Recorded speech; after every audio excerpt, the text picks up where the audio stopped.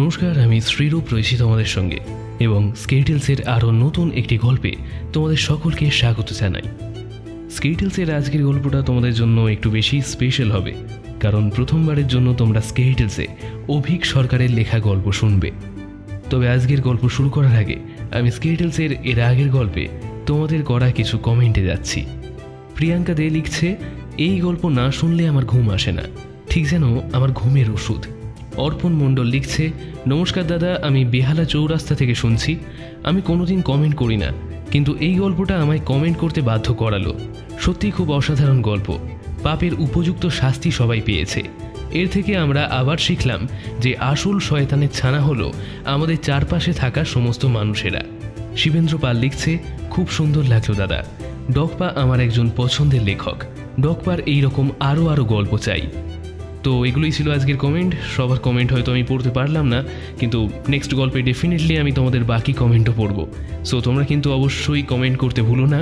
এমনকি আমার আজকের গল্পটাও তোমরা কে কোথা থেকে শুনছো সেটাও কিন্তু আমাকে কমেন্ট করে জানাও। আমি জেনে খুব খুশি হব যে তোমরা কে কোথা থেকে আমার গল্প শোনো। আমার সাথে পার্সোনালি তোমরা যদি জুড়তে চাও তাহলে অবশ্যই কিন্তু আমাকে ইনস্টাগ্রামে ফলো করতে ভুলো না। আমার ইনস্টা আইডি ভিডিওর স্ক্রিনে দিয়ে রেখেছি, এছাড়া নিচে ডিসক্রিপশনের উপরেও দেয়া আছে।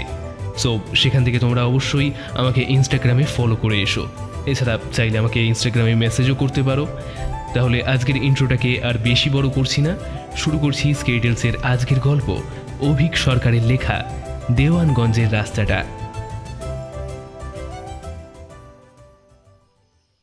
বিশু গেল কোথায়? দেখছি না যে অনেকদিন। বিশু ওরফে বিশ্বনাথ সদ্য একটা চাকরি পেয়েছে সেলসের, নতুন চাকরি। তাই কোম্পানি উদয়াস্ত খাটাচ্ছে। প্রায় ট্যুরে থাকে, ফেরে 1-2 দিন পর। আজ তার আসার কথা শুনে চাটুজ্জেমশাই চুপ রইলেন। আমরা শীতের সন্ধেটা দিব্যি ক্যারাম খেলে আর গজল্লা করে কাটাচ্ছিলাম। ভবতারণ চাটুজ্জে হচ্ছেন আমাদের ক্লাবের প্রবীণতম সদস্য। চাকরি করতেন ফরেস্ট ডিপার্টমেন্টে। ছেলে মেয়ে নেই, স্ত্রী মারা গেছেন বছর 2 হলো। কাজ থেকে ভিআরএস নিয়ে এ পাড়ায় মুকুজ্জিদের পুরো বাড়িটা উনি কিনে সংস্কার করে বসবাস করছেন। চাটুজ্জেমশাই এক কথায় চমৎকার মানুষ। বিশুর ভাষায় যাকে বলে গ্রেট ম্যান। বেশ শান্ত ধীর স্থির মানুষ। চট করে বাজে বা হালকা কথা বলতে শুনিনি। কথার মধ্যে বেশ একটা ওজস্বী ভাব আছে, আর কথা বলেনও চমৎকার। এসেই আমাদের একজন ভরসার জায়গা হয়ে উঠেছেন। এখন তো ক্লাবের সমস্ত কাজকর্ম, পিকনিক, কুইজ, লাইব্রেরি, বৃক্ষরোপণ, এমনকি স্বাধীনতা দিবস পালন আর সরস্বতী পুজো পর্যন্ত চাটুজ্জেমশাইকে ছাড়া ভাবাই যায় না। এহেন চাটুজ্জেমশাইয়ের সবচেয়ে বড় গুণ হচ্ছে যে ভদ্রলোক খুব ভালো গল্প বলতে পারেন। উনি বলেন সবই নাকি ওর জীবনের সত্যি ঘটনা। সে হোক বা না হোক, চাটুজ্জেমশাইয়ের গল্প মানেই কিন্তু একেবারে গা শিউরে ওঠা সব হাড় হিম করা ঘটনা। বিশু সেলসে জয়েন করেছে শুনে চাটুজ্জেমশাই সামান্যই হাসলেন। তারপর বললেন, তাহলে তো আড্ডার পরের গল্পটা বিশুই বলবে। কেন খুড়ো, সেকেলে চাকরি পেলেই কি গল্পের প্লট আসবে নাকি মাথায়? হ্যাঁ, প্লট নয়, সত্যি ঘটনা। আসলে সেলসের চাকুরেদের এত লোকের সঙ্গে মিশতে হয়, এত জায়গায় যেতে হয়, আর এত বিচিত্র সব অভিজ্ঞতা হয় যে সেসব গুছিয়ে লিখলেই একটা চমৎকার চিত্তাকর্ষক উপন্যাস হয়ে যায়। সে আমাদের বিশু বলিয়ে কইয়ে ছেলে, লিখলে খারাপ লিখবে না বলেই বিশ্বাস। তা আপনি কখনো এই লাইনে কাজ করেছেন নাকি? মাথা নাড়লেন চাটুজ্জেমশাই। ফরেস্ট ডিপার্টমেন্টে ঢোকার আগে বছর 2 একটা আয়ুর্বেদিক ওষুধ কোম্পানির মেডিকেল রিপ্রেজেন্টেটিভ হিসেবে কাজ করেছিলাম বইকি। তখনই এরকম এক শীতের রাতে আমার সঙ্গে যা ঘটেছিল আজ অবধি বুদ্ধিতে তার ব্যাখ্যা পাইনি। আড্ডা আর ক্যারাম ছেড়ে দিয়ে আমরা সবাই ঝট করে চাটুজ্জেমশাইকে ঘিরে বসলাম। বোঝাই যাচ্ছে যে ভদ্রলোক আজ গল্প বলার মুডে আছেন। শিবু ঝট করে ক্লাবের বাইরে মুখ বাড়িয়ে চাওয়ালাকে 1 কেটলি চা আনতে বলে দিল।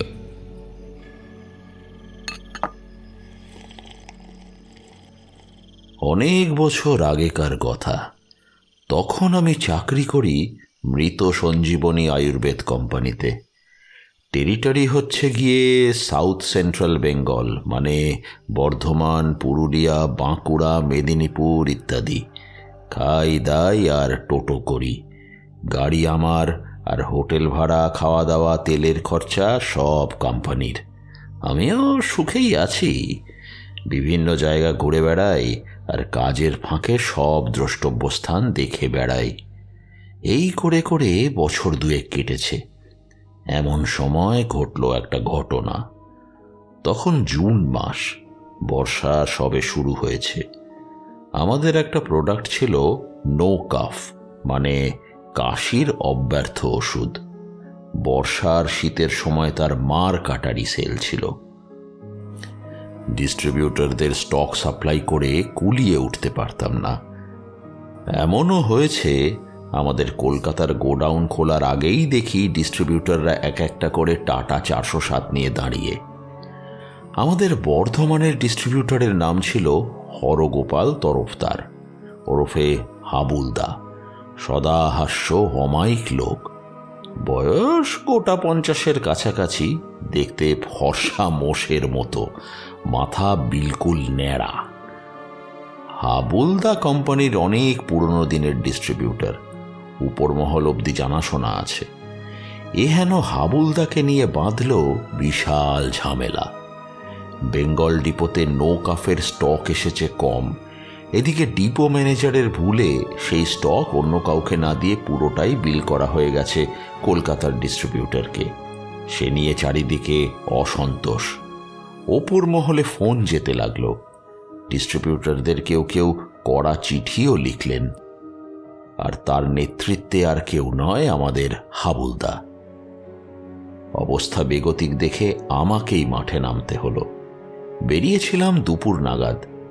তখন নতুন হাইওয়ে সবে তৈরি হচ্ছে। দুপাশে ধানের ক্ষেত আর গাছপালা, চারিদিকে মনোরম বাতাস। হাইওয়ে প্রায় ফাঁকা। দূর থেকে দেখা যায় তার উপর ঝুঁকে আছে জল ভরা মেঘ। সে দৃশ্য দেখেও শান্তি। হু হু করে গাড়ি ছোটালাম 100 কিলোমিটার স্পিডে।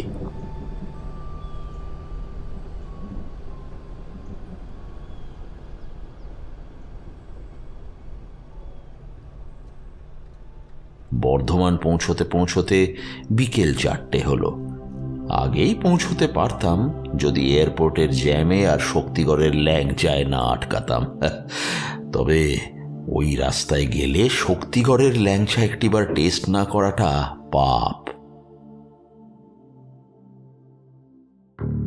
হাবুলদার কাছে পৌঁছে দেখি ব্যাপার খুব গুরুতর। যে লোকটা আমাকে ভাই ভবতারণ ছাড়া আর কোনো নামে কোনোদিন সম্বোধন করেনি, সে মিস্টার চ্যাটার্জি ছাড়া কথাই বলছে না। গলা গম্ভীর, মুখ হাঁড়ির মতো, চোখ ছলছল। মনে মনে প্রমাদ গুনলাম। টার্গেট ফার্গেট পরের কথা। অমন বিশ্বাসী ডিস্ট্রিবিউটর বিগড়ে গেলে তো মুশকিল। তবে আমিও তখন এই লাইনের ঘাত ঘোঁত সব জেনে গেছি। বিগড়ে যাওয়া ডিস্ট্রিবিউটরকে কিভাবে লাইনে আনতে হয় সেটা যাকে বলে সেলসের অকখর মধ্যেই পড়ে। সময় লাগলো অনেক। অসীম ধৈর্যের সঙ্গে বরফ টরফ গলিয়ে পরিস্থিতি স্বাভাবিক করতে সময় লাগলো ঠিক ঘন্টা 4। তার মধ্যে অনেক রাগারাগি, অভিমান, দুঃখ সব একবার করে হয়ে গেল। শেষে যখন উঠলাম তখন প্রায় 8টা বাজে। আমার আবার সেদিনই বর্ধমান থেকে ঘাটাল যাওয়ার কথা। পরের দিন সকালে মেদিনীপুরের ডিস্ট্রিবিউটরের সঙ্গে মিটিং আছে। সেখান থেকে ঘাটাল পৌঁছতে কম করে হলেও ঘন্টা 3 রাস্তা। রাস্তা ফাঁকা থাকলেও রাত 11টা, 11:30টার আগে পৌঁছতে পারবো না। তার উপর বর্ষার রাত। মাঝরাতে রাস্তায় গাড়ি খারাপ হলে দেখবে কে? ফলে হাবুলদাকে বিদায় জানিয়ে সেই যে গাড়িতে উঠে 3rd গিয়ারে স্টিয়ারিং ধরলাম, নেক্সট 20 কিলোমিটারের আগে গিয়ার চেঞ্জ করিনি। বর্ধমান থেকে ঘাটালের রাস্তাটা যায় আরামবাগ হয়ে। বর্ধমান থেকে আরামবাগ প্রায় 50 কিলোমিটার রাস্তা। দিনের বেলা সময় লাগে 1.5 ঘন্টা, রাতের বেলা সামান্য বেশি। আরামবাগ থেকে ঘাটাল আরও 40 কিলোমিটার। সে পেরোতে ঘন্টা দুয়েকের একটু বেশি সময় লাগে, কারণ রাস্তার অবস্থা কহতব্য নয়। দামোদর নদীর ব্রিজ পেরিয়েই গাড়ি ছোটালাম জোরে। ঘাটালে একটা বাঁধা গেস্ট হাউস আছে, গেলে ওখানেই উঠি। এতদিন গিয়ে গিয়ে প্রায় পরিবারের মতো হয়ে গেছে, কিন্তু সেখানেও রাত 11টার পরে গেলে পেটে কিল মেরে ঘুমোতে হবে। বর্ষার রাত, ঝুপঝুপ করে বৃষ্টি পড়ছে। প্রথমে অনেকটা রাস্তা হুড়মুড়িয়ে চলে এলে কি হবে, এখন গাড়ি চালাচ্ছি খুব সাবধানে। 60-এর উপর কাঁটা উঠতেই দিচ্ছি না। এমনিতে খানাখন্দ ভরা রাস্তা, তার উপর ড্রাইভ করছি গ্রামগঞ্জের রাস্তায়। ব্রেকডাউন হলে আর দেখতে হবে না। এদিকে এমনিতেই রাত 8টার পরে লোকজন বিশেষ থাকে না, আর এখন বর্ষার রাতে তো রাস্তাঘাট আরও নিঝুম, নেড়ি কুত্তা অবধি দেখা যাচ্ছে না। আরামবাগ পৌঁছতে পৌঁছতে রাত 10টা। চারিদিকে খুটখুটে অন্ধকার।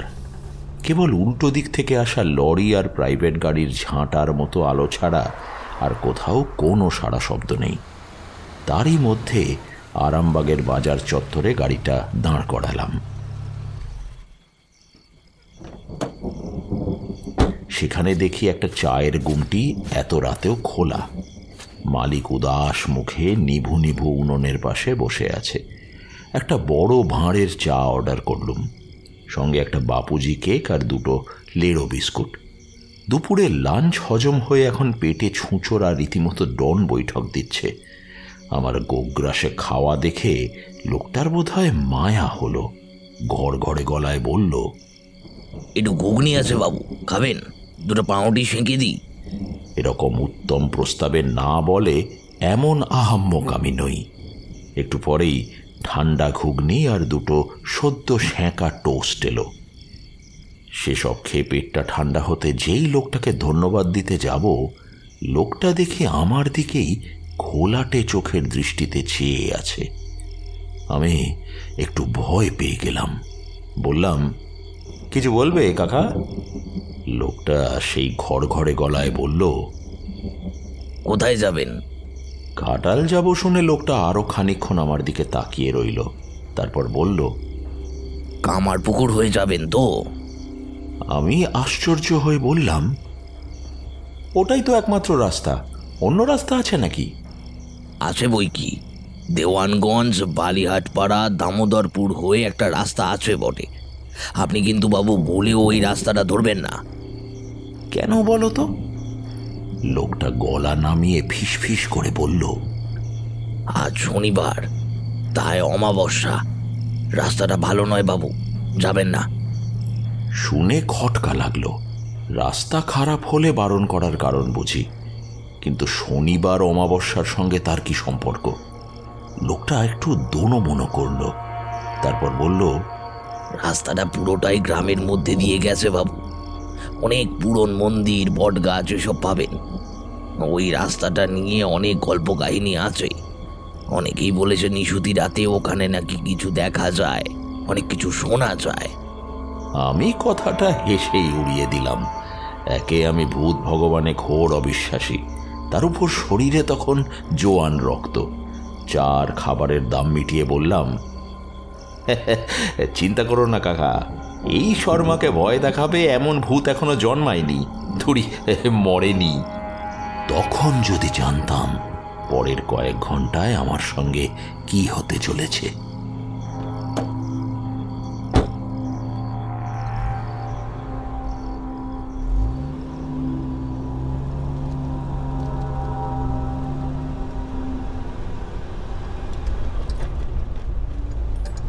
আরামবাগ ছাড়ার একটু পরেই বেজায় ঘুম পেতে লাগলো।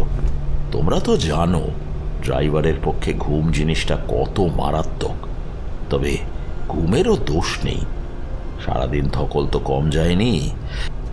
তবে রক্ষে এই যে রাস্তা ফাঁকা, অ্যাক্সিডেন্ট হওয়ার চান্স নেই বললেই চলে। মোটামুটি স্টিয়ারিং ধরে 40-50 স্পিডে গাড়ি চালাতে লাগলাম। বৃষ্টি একটু ধরে এসেছে। একটু পর একটা কালভার্ট পার হওয়ার সময় একটা স্পিড ব্রেকারে আটকে গাড়িটা একটু ঝাঁকুনি দিয়ে উঠল। সঙ্গে সঙ্গে চটকা ভেঙে সজাগ হয়ে উঠলাম।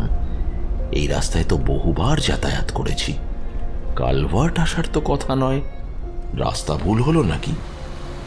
রাস্তার এক পাশে সাবধানে গাড়িটা পার্ক করলাম। সামনেই একটা সিমেন্টের ফলক।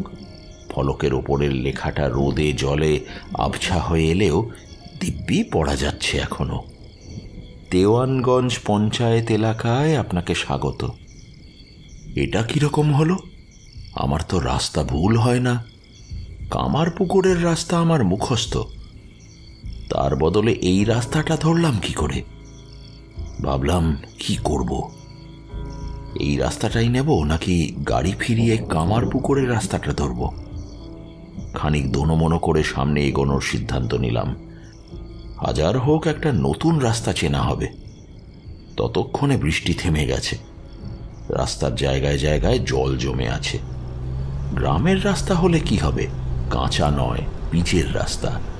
যদিও জায়গায় জায়গায় রাস্তা ভেঙে এবড়ো খেবড়ো হয়ে আছে। তার মধ্যেই ধীরে ধীরে গর্ত বাঁচিয়ে গাড়ি চালাতে লাগলাম। এতক্ষণ গাড়ির কাঁচ বন্ধ ছিল, এসি চলছিল বলে। এবার এসি বন্ধ করে কাঁচ নামিয়ে দিলাম, আর সঙ্গে সঙ্গে জোলো বাতাস আর ভ্যাপসার সোঁদা গন্ধ ঢুকে পড়ল গাড়ির ভেতর। সঙ্গে ব্যাঙেদের সমবেত গ্যাঙর গ্যাং আর উদ্দাম ঝিল্লি রব। ছোটবেলায় ঝিল্লি টিল্লি নিয়ে কত ভালো ভালো কবিতা পড়েছি, সেসব নির্ঘাত শহুরে কবিদের লেখা। এই 150 ডেসিবেলের আর্তনাদ শুনলে কবিরা কানে হাত চাপা দিয়ে দৌড় দিতেন সন্দেহ নেই।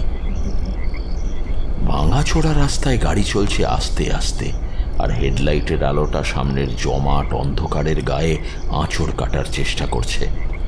দুপাশে ঘন গাছপালা। গাড়িতে একটা টর্চ ছিল, সেটা জ্বালিয়ে একবার ডান দিকে ফেললাম। মনে হলো আলোটা যেন ধাক্কা খেয়ে ফিরে এলো। জঙ্গল এতই ঘন আর অন্ধকার। একটু পর জঙ্গল একটু পাতলা হয়ে এলো, আর ঠিক তারপরেই একটা বিশাল বটগাছ। বলতে নেই, বুকটা হঠাৎ ছ্যাঁত করে উঠল। এত বড় বটগাছ জন্মে দেখিনি। যেমন উঁচু তেমনই গুঁড়ির বেড়। কত পুরনো কে জানে।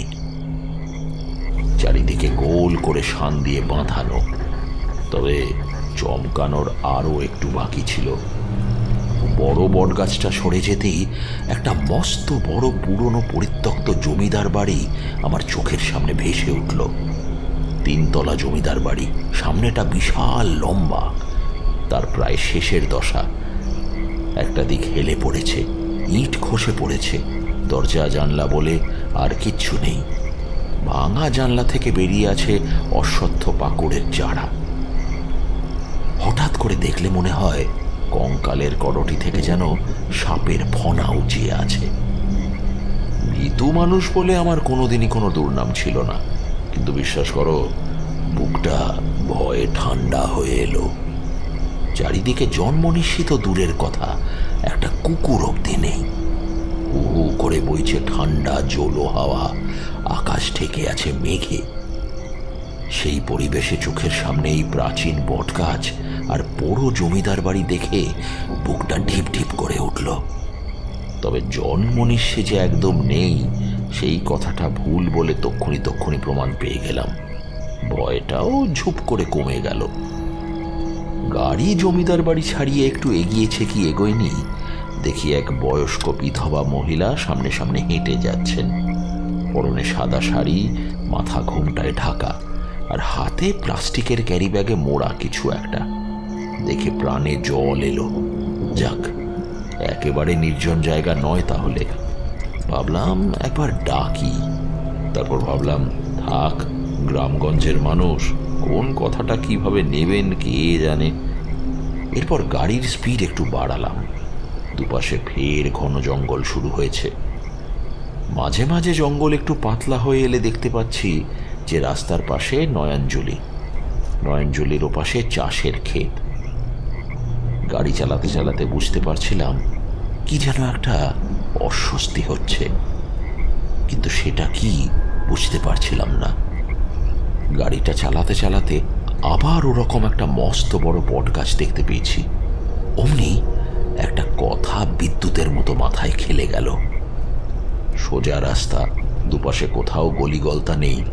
মহিলা হঠাৎ করে উদয় হলেন কোথা থেকে। বুকের মধ্যে সেই ভয়টা আবার জমে বসল। কপালে অল্প অল্প ঘাম জমতে লাগলো। প্রশ্নটা ক্রমান্বয়ে মাথার মধ্যে ঘুরপাক খাচ্ছে। সোজা রাস্তা, আমি গাড়ি চালিয়ে আসছি। মহিলাকে আগে কোথাও দেখতে পেলাম না। হঠাৎ করে রাস্তায় এলেন কোথা থেকে? ভাবতে ভাবতেই একটা বাঁক নিয়েছি। দেখি সেই মহিলা আবার। সেই সাদা শাড়ি, কপাল অবধি টানা ঘোমটা, আর হাতে সেই প্লাস্টিকের মোড়ানো ক্যারি ব্যাগ। দেখে স্টিয়ারিং ধরা হাত কেন, অন্তরাত্মা অবধি কেঁপে গেল। কোন অলৌকিক মন্ত্রে সেই একই মহিলা এতটা পথ উঁচিয়ে আবার আমার সামনে চলে এলেন? পরের কয়েকটা মুহূর্তের কথা তোমাদের কিভাবে বলবো বুঝতে পারছি না। হঠাৎ মনে হলো পেটের ভেতরটা ফাঁকা হয়ে গেছে। নিমেষে গলা শুকিয়ে কাঠ। কোনো শব্দ কানে আসছে না। হাত দুটো থরথর করে কাঁপছে। পায়ে জোর নেই। ওই অবস্থাতেও কি করে জানি না গাড়ির অ্যাক্সিলেটারে চাপ দিলাম। বোধহয় ওখান থেকে পালাবার ইচ্ছেটা জোরদার হয়ে উঠেছিল বলেই, যাকে বলে সার্ভাইভাল ইনস্টিংক্ট। পরের 10টা মিনিট কিভাবে ওই খানাখন্দ ভরা বর্ষার রাস্তায় 80-র উপর স্পিডে গাড়ি চালিয়েছি সে আমিই জানি। মাথার মধ্যে আর কিছু নেই, শুধু কি যেন বলছে, পালাও, যত তাড়াতাড়ি সম্ভব পালাও এখান থেকে।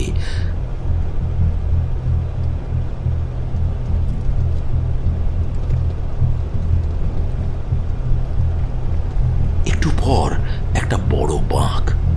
রাস্তাটা প্রায় অর্ধবৃত্তাকারে ডান দিকে বেঁকে গেছে। স্পিড কমাতে হলো। বাঁকের জায়গাটা পেরোবার সময় দেখলাম রাস্তার বাঁদিকে দিগন্ত বিস্তৃত দিঘি।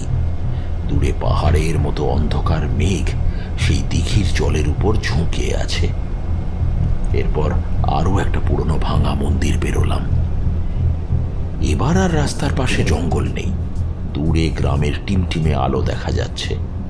এবার একটু একটু করে সাহস ফিরে আসছে। গাড়ির গতি ধীর করলাম। বুক ধরফরটা একটু কমেছে। মাথাটাও মোটামুটি কাজ করছে।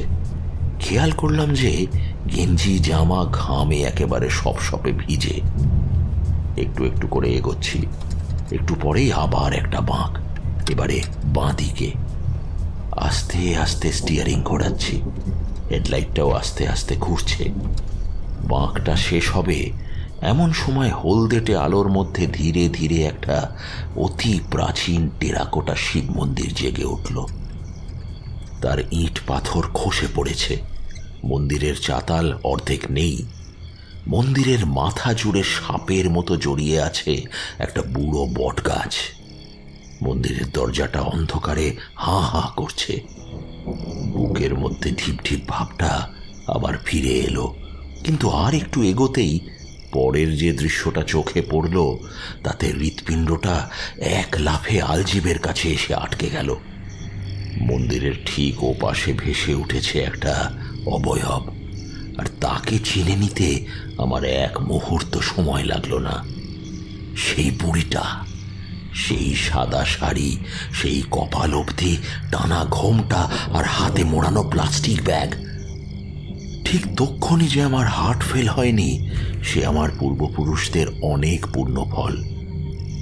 মরেই যেতাম যদি না ঠিক তক্ষণই একটা অন্য ঘটনা ঘটত। বুড়িকে দেখতে দেখতেই গাড়িটা চলে এলো মন্দিরের সামনে, আর বাঁ দিকের চাকাটা একটা গর্তে পড়ে একরাশ নোংরা জল বুড়িটার গায়ে ছিটিয়ে দিল। গাড়ির স্পিড কমানোর প্রশ্নই ওঠে না, কারণ আমার পা ইতিমধ্যেই অবশ। হাতও তাই। স্টিয়ারিং চলছে নিজের মতো। শুধু যেতে যেতে দেখলাম বুড়ি তার ঘোমটা পড়া মাথাটা আমার দিকে ঘোরালো, আর 1 সেকেন্ডের ভগ্নাংশের মধ্যে আমি বুড়ির মুখে একটা বীভৎস ভ্যাচকানো হাসি দেখতে পেলাম। আগেও অনেকবার লক্ষ্য করেছি যে চূড়ান্ত বিপদের মুহূর্তে মাথা সম্পূর্ণ শূন্য হয়ে গেলেও কোনো এক দৈবী আদেশে হাত পায়ের পেশিগুলো একদম সচল সজাগ হয়ে ওঠে। তাদের কোনো নির্দেশ প্রয়োজন হয় না। এবারেও তাই হলো। মগজের সক্রিয় নির্দেশ ছাড়াই গাড়ির অ্যাক্সিলারেটরে পা চলে গেল, আর আমার 10 বছরের পুরনো গাড়িটা যেন উড়েই চলল সামনের দিকে। কতক্ষণ ড্রাইভ করেছিলাম জানি না, একটা মুহূর্ত অনন্তকাল মনে হচ্ছিল। ততক্ষণে গ্রামের রাস্তা শেষ করে একটা হাইওয়েতে উঠেছি। হাত পায়ে ষাঁড় ফিরে পেয়েছি। মগজও কাজ করছিল একটু আধটু। একটু এগোতেই দেখি একটা চায়ের গুমটি। তার সামনে কোনো মতে গাড়িটা দাঁড় করিয়ে টলতে টলতে বেঞ্চিতে গিয়ে বসলাম, গাড়ির দরজাটা খুলে রেখেই।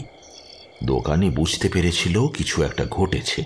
সে শশব ব্যস্ত হয়ে এগিয়ে এসে বলল, কি হয়েছে বাবু, শরীর খারাপ লাগছে? তখনও পুরোপুরি স্বাভাবিক হইনি, মুখে কোনো কথা ফুটল না। লোকটা চট করে 1 গ্লাস গরম দুধ নিয়ে এসে বলল, এই নিন, এটা আস্তে আস্তে খেয়ে নিন। গরম দুধটা খেয়ে হাতে পায়ে বল এলো। তখন মোটামুটি লোকজন দেখতে পাচ্ছি। হাইওয়ে দিয়ে সাঁই সাঁই করে ভিন রাজ্যের লরি চলে যাচ্ছে। একটু আগের অবশ করে দেওয়া ভয়টা আর নেই। ক্ষীণ কণ্ঠে বললাম, কোনো মতে বেঁচে ফিরে এসেছি দাদা। সে কি, কি হয়েছে? আপনাদের এই পাশের গ্রামের রাস্তাটা খুব খারাপ দাদা, আপনারা জানেন না? লোকটা আশ্চর্য হয়ে বলল, সে গ্রামের রাস্তা তো একটু ভাঙাচোরা হবেই, কিন্তু তাতে বাঁচা মরার কথা উঠছে কেন? আমি লোকটার দিকে তাকিয়ে বললাম, ভাঙা রাস্তার কথা বলছি না। তাহলে? একটু চুপ করে থেকে বললাম, একটু আগে ওই রাস্তায় একটা ভয়ঙ্কর অভিজ্ঞতা হলো দাদা, ভাবতেও গায়ে কাঁটা দিচ্ছে। সে কি, কি হয়েছে? আপনাদের গ্রামের রাস্তায় রাতের বেলায় কাদের কাদের দেখা যায় জানেন না? কাদের আর দেখা যাবে, মানুষজনই হবে। লোকটার দিকে খানিকক্ষণ চেয়ে রইলাম, তারপর বললাম, না দাদা, যাদের দেখা যায় তারা সবাই মানুষ নয়। লোকটা এবার বোধহয় বুঝতে পারল। সন্দিগ্ধ স্বরে বলল, কি হয়েছে একটু খুলে বলুন তো। পুরো গল্পটা খুলে বললাম। শেষে বললাম, দাদা, সেই বিভৎস হাসিটা জীবনেও ভুলতে পারবো না। লোকটা কিছুক্ষণ চুপ করে থেকে বলল, আপনি দেওয়ানগঞ্জ থেকে ঢুকেছিলেন? হ্যাঁ। কোথাও কিছু নেই, লোকটা অট্ট হাসিতে ফেটে পড়ল। সে হাসি আর থামতেই চায় না। আমি তো অবাক, এতে হাসির কি হলো? হাসি থামলে লোকটা বলল, ওসব ভূত টুত কিছু নয় বাবু, আসলে দেয়ানগঞ্জে আজ বয়স্ক বিধবা ভাতা দেওয়ার ক্যাম্প বসেছিল। আশেপাশের সবকটা গাঁয়ের বয়স্ক বিধবারা গেছিল ভাতা নিতে। সন্ধে অবধি ভাটা দিয়েছে, তারপর সবাই গ্রামে ফিরে আসছিল। আপনি তাদেরকেই দেখেছেন নিশ্চয়ই। সবাই বুড়ি, সবারই দাদা সাদা শাড়ি, আর সবার হাতেই ভাতার কাগজপত্র।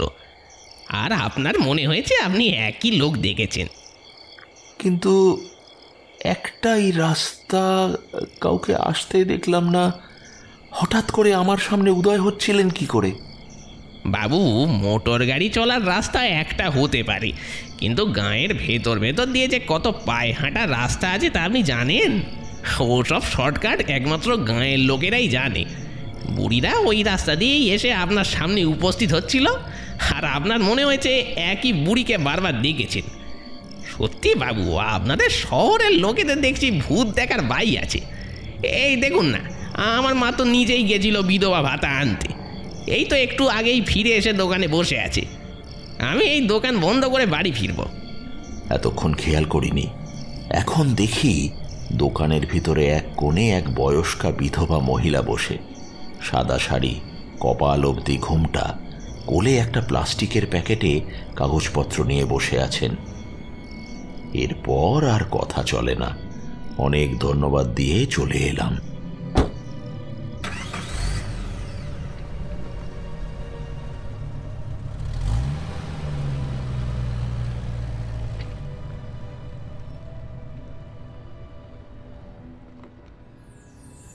তোমরা শুনছো স্কেটেলসের আজকের গল্প দেওয়ানগঞ্জের রাস্তাটা। আজকের গল্পটা এত দূর পর্যন্ত যদি তোমাদের ভালো লেগে থাকে তাহলে অবশ্যই কিন্তু ভিডিওটাকে একটা লাইক করে দাও। আর স্কেটেলসে আজকে তোমরা যারা নতুন, মানে প্রথমবারের জন্য তোমরা যারা আমার গল্প শুনছো, তোমরা অবশ্যই কিন্তু আমার চ্যানেলটাকে এক্ষুনি সাবস্ক্রাইব করো। আজকের গল্প থেকে তোমাদের জন্য প্রশ্ন, গল্পে যে সময়কালের কথা বলা হয়েছে সেই সময় চাটুজ্জেমশাই বর্ধমানে কিসের চাকরি করতেন? তোমরা কমেন্ট করে আমাকে সঠিক উত্তর জানাও। গল্পটা এখানেই শেষ হতো, হলো না অন্য কারণে। এর মাস খানেক বাদে ফের হাবুলদার কাছে গেছি কাজে। কথায় কথায় সেই রাতের কথাটা উঠল। আমি নিজের বেকুবের কথাটা ফলাও করে বলে নিজেই একজোট হাসলাম, কিন্তু হাবুলদা হাসল না। আমি বললাম, কি হলো? হাবুলদা গম্ভীর মুখে বলল, কিছু একটা গড়বড় আছে বাবু। আমার মাস্তুতো ভাই রাইটার্সে চাকরি করে। আগে তার কাছ থেকে একটা জিনিস জেনে নেই, তারপর বাকিটা বলছি। পাশের ঘরে গিয়ে কাকে যেন ফোন করলো হাবুলদা। ফোন শেষ করে যখন ফিরে এলো তখন তার মুখ গম্ভীর। বলল, বয়স্ক বিধবা ভাতা বলে গভর্নমেন্টের কোনো ভাতা বা স্কিম নেই বাবু। আর তুমি যে গল্পটা বললে সে কাহিনী আমি হুবহু শুনেছি আরো দু একজনের মুখে। সেদিন যা দেখেছিলে তার মধ্যে মস্ত কিছু গন্ডগোল আছে। তুমি ভুল কিছু দেখোনি। উঠে দাঁড়িয়ে বললাম, গাড়ি তো আছেই, চলো একবার সচক্ষে দেখেই আসি জায়গাটা, আর সেই চায়ের দোকানের সঙ্গে কথা বলে আসি।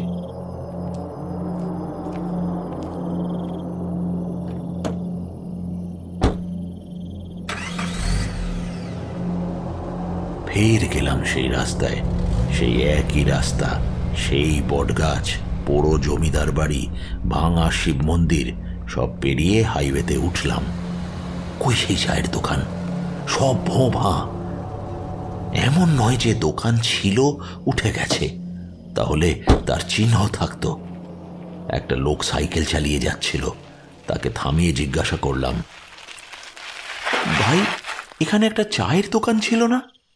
সে অবাক হয়ে বলল, চায়ের দোকান? কই না তো।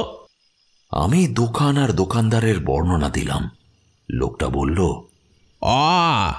এবার বুঝলাম, এখানে চায়ের দোকান একটা ছিল বটে। বিধবা মা আর ছেলে মিলে চালাতো।